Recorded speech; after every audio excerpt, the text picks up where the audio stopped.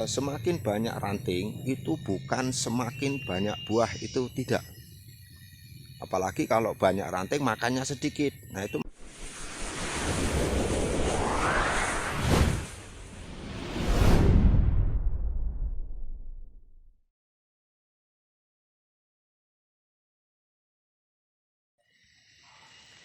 Assalamualaikum warahmatullahi wabarakatuh. Jumpa lagi dengan saya di channel Calon Kaji. Saya ucapkan selamat beristirahat buat sampean yang saat ini kebetulan sedang beristirahat, dan selamat beraktivitas kepada sampean yang kebetulan saat ini sedang beraktivitas. Sebelum lebih lanjut, ini sedikit review cuaca pemirsa. Di kampung saya, tepatnya di wilayah Ulu Belu dan sekitarnya, khususnya di kampung saya itu dari semalam diguyur hujan yang cukup deras, dan sampai pada saat saya membuat video ini juga posisinya masih sedikit agak gerimis, dan ini mendekati jam 11 siang. Ini saya sudah hampir mau pulang, tapi saya sempatkan untuk membuat konten. Di video kali ini saya ingin sedikit sharing mengenai penyimpanan bahan, atau pada dasarnya kegiatan saya hari ini. Karena gerimis, daripada nganggur di rumah, saya melakukan wiwilan. Meskipun ada yang berpendapat kalau lagi hujan atau gerimis itu tidak boleh melakukan pewiwilan atau penunasan atau sortasi. Namun kalau semuanya saya tunda, itu saya takut kerjaan saya jadi terlunta-lunta dan semakin banyak dan semakin menumpuk. Jadi tetap saya lakukan miwil lah kegiatan saya pemirsa. Nah, adapun cara saya melakukan miwil atau sortasi itu begini pemirsa atau sahabat tani. Banyak yang berpendapat katanya B1 itu harus terbebas dari B0. Nah, itu bagaimana dengan sampean? Apakah setuju dengan pendapat itu? Bahwasanya ini saya perlihatkan B1 yang seperti ini kan B1 nih pemirsa. Kalau dari bonggol ini ke sini, ini B1. Dan ini ada yang berpendapat bahwasanya B1 ini harus terbebas dari B0 yang seperti ini, karena ini hidupnya di bonggol sini pemirsa. Nah ini sebenarnya tidak ada hukum keharusan atau yang memaksakan bahwa B1 itu harus bebas dari B0. Itu tidak ada hukumnya. Jadi itu sebenarnya selera pemirsa, selera atau bagaimana cara kita menyikapinya. Kenapa saya katakan itu tidak harus? Karena begini pemirsa, ini sedikit saya jelaskan berdasarkan pengalaman saya. Ini kan B1 dalam kondisi ngepul, meskipun dompolannya tidak semua bulat, karena biar bagaimanapun adalah kopi-kopi yang tersisa ini adalah sisa musim kemarau kemarin yang panas. Dan ini B1 yang seharusnya full buahnya seperti ini, dan ini adalah ketika kita lanjutkan itu adalah menjadi B2. B2-nya ini akan sedikit berkurang buahnya di tahun depan, karena di B1-nya sudah ngepul. Karena ini diprediksikan buahnya nanti kurang ngepul dibandingkan B1-nya ini, maka saya sudah melakukan penyimpanan bahan di sini. Ini masih numpang di B1 ini pemirsa.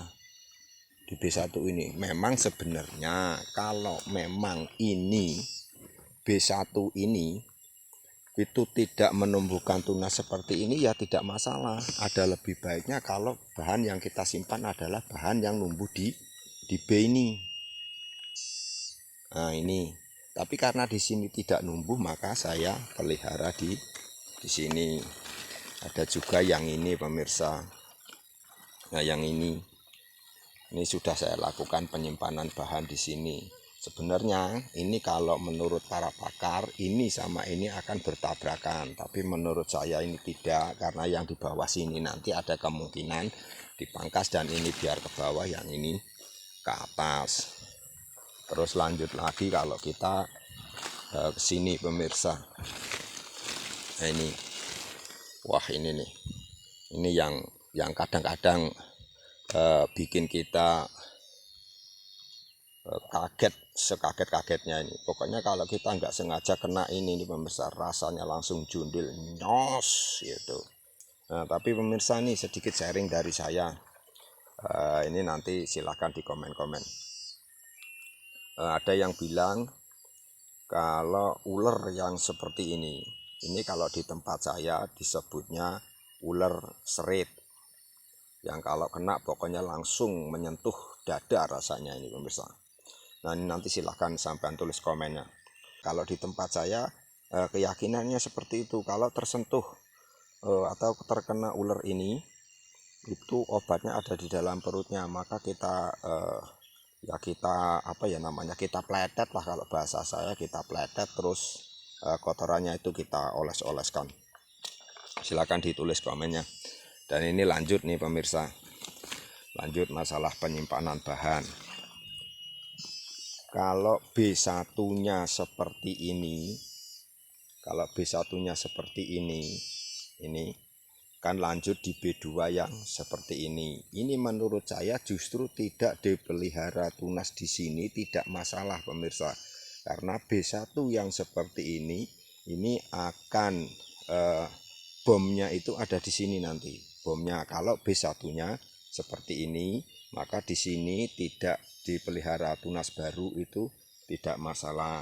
Tapi kalau yang ini, nah yang ini karena sudah terlalu ke bawah, ini sebenarnya kalau yang seperti ini banyak para petani di kampung saya itu masih melanjutkan, tapi saya beri persiapan di sini. Jadi masalah penyimpanan bahan di B1 itu kalau menurut pendapat saya ya disesuaikan saja pemirsa, disesuaikan saja. Tidak misalnya ada yang bilang B1 harus bebas dari BO, itu menurut saya juga sedikit kurang pas, karena ya seperti yang saya jelaskan tadi di sini, kalau B1-nya seperti ini maka bomnya di ini agak berkurang. Maka kita lakukan persiapan ini itu. Tapi kalau B1-nya yang seperti ini, nah ini kan tidak ada rajanya di sekitar sini, ini rajanya di sini. Nah itu ini tidak kita lakukan penyimpanan bahan tidak masalah, karena nanti bomnya ada di sini bomnya. Kalaupun mau melakukan penyimpanan ya di ranting yang nanti sekiranya setelah panen kita pangkas, kita lakukan di sini itu. Nah ini yang seperti ini. Ini dulu B1-nya itu di sini pemirsa, set sampai sini. Ini bomnya ada di B2. Tapi kalau yang ini bomnya di B1, nanti di B2-nya dia akan berkurang, maka disiapkan ini. Nah intinya itu sajalah pemirsa. Kita lihat keterlanjutan dari ranting yang kita simpan ini itu. Karena kalau kopi tugu sari itu ya seperti ini, rajanya itu tidak bisa ditebak. Ada yang jelirit dulu baru rajanya di sini ada. Kalau yang seperti ini raja dulu putus di sini ya. Dan kalau dilihat dari sini ini raja dulu putus di sini, ini putus lagi baru ada raja di sini. Makanya kalau yang B1-nya ini sudah berbentuk raja, maka di bomnya ini sedikit agak berkurang itu. Jadi soal penyimpanan bahan itu kita sesuaikan saja dengan keadaan kopi. Yang penting penyimpanan bahan itu tidak saling bertumpuk dan tidak terlalu berjubel. Dan sedikit lagi ini pendapat saya, nanti sampan setuju monggo, tidak monggo.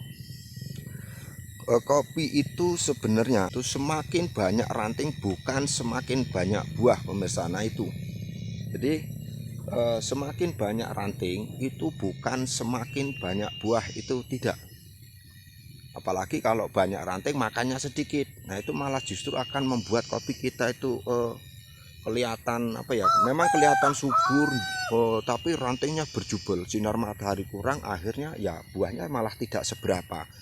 Kalau istilah saya itu pating perentil malahan buahnya. Jadi berbeda dengan wilayah yang atas-atas ini. Kalau wilayah yang atas-atas ini buahnya masih bisa bulat karena ini sinar mataharinya full gitu. Tapi berbeda dengan kalau yang di bawah-bawah.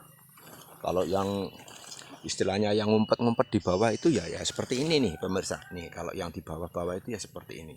Ini ada buahnya tapi tidak ngepul. Tidak seperti yang di wilayah atas. Kalau yang wilayah atas itu bulat ininya. Nah, sahabat tani dan sahabat YouTube dimanapun Anda berada, itu saja sharing yang bisa saya bagikan hari ini. Ini karena gerimis lagi nih pemirsa.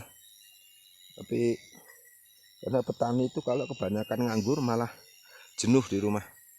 Mudah-mudahan video ini bermanfaat sahabat tani.